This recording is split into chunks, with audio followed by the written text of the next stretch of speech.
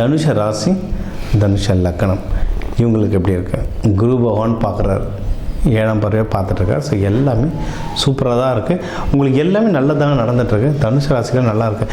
என்னென்னா சில விஷயங்கள் லேட்டாக நடக்கும். ஏன்னா சனி பகவான் பார்த்துட்ருக்கார்ல, உங்களை 10ஆம் பார்வையாக பார்க்கறதுனால லேட்டாக நடக்கும். ஆனால் கண்டிப்பாக நடக்கும். ஏன்னா நம்மளதே ஒரு கிளைண்ட் வந்திருந்தாங்க, அவங்க தனுஷ ராசி, நிறைய விஷயம் டிலே. ஏன்னா ஜாதகம்காரங்கிட்ட பேசும்போது தான் அந்த ப்ராப்ளம் என்ன தெரியும், ஏன் டிலேன்னு பார்த்தா இவங்களாக தான் வேணான்றாங்க.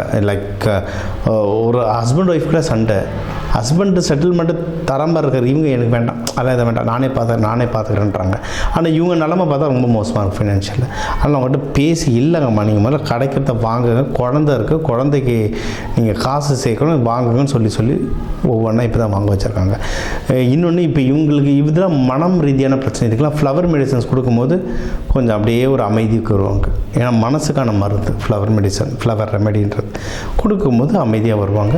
இப்போ பார்த்தீங்கன்னா சுற்றி எங்கெங்கெல்லாம் பணம் அவங்களுக்கு அடைச்சிருந்தோ அதெல்லாம் தானே வர ஆரம்பிச்சிச்சு அவங்களுக்கு. சரிங்களா?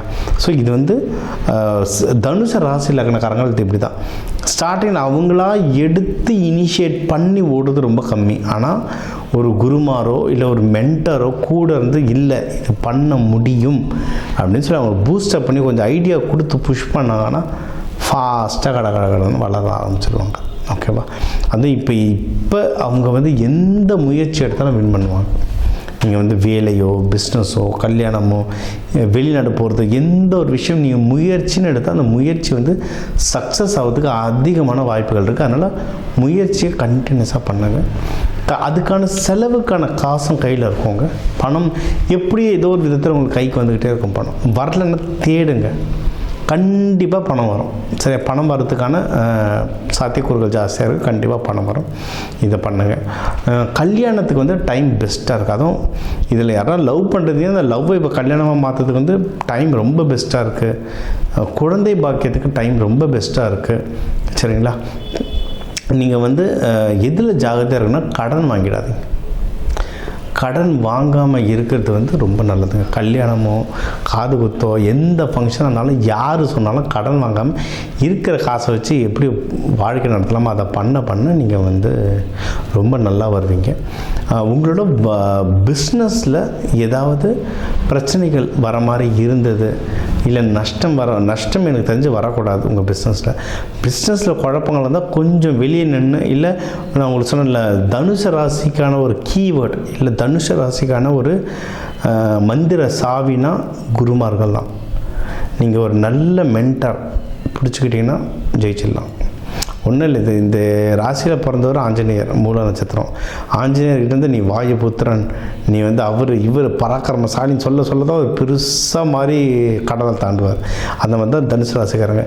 உன்னால் முடியும் தட்டி கொடுத்துக்கினே தான் மேலே வருவாங்க.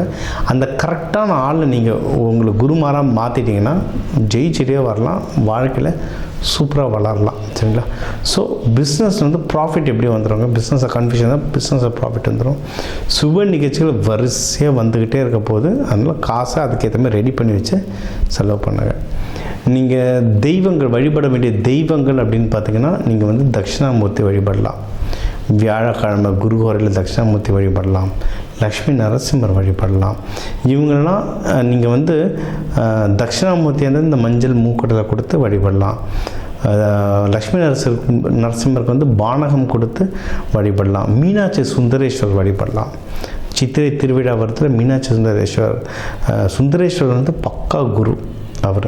அவரை நீங்கள் வழிபடலாம். இதெல்லாம் வழிபட இந்த சித்திரை மாதம் உங்களுக்கு ஒரு அற்புதமான மாதம் அமையுங்க.